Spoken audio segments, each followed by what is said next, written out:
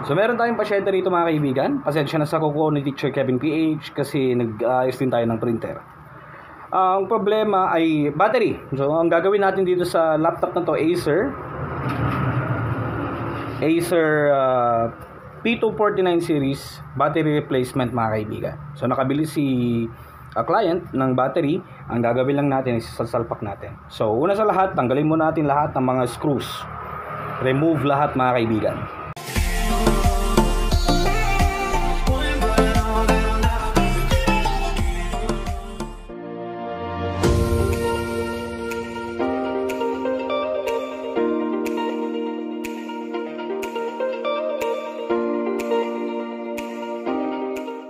Remove muna natin to.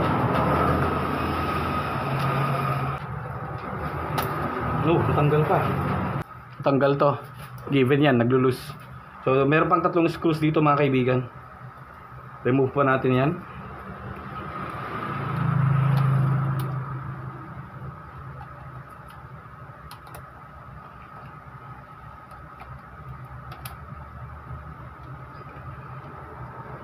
This time, dikwatin natin ulit.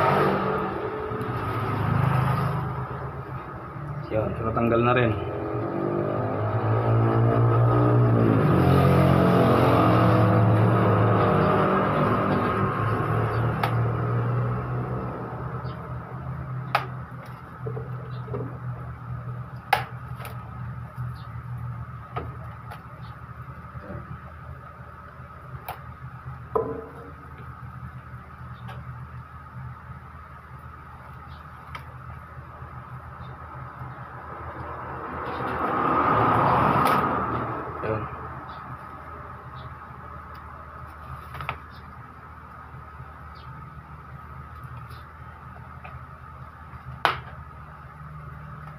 Yan.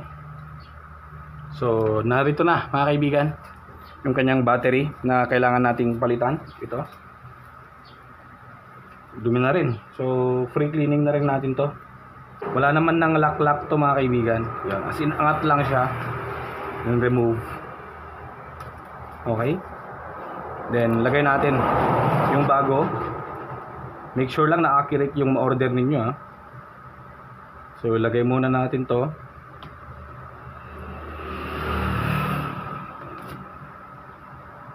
Plug in.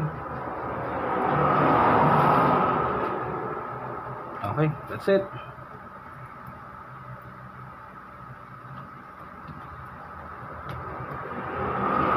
Yo.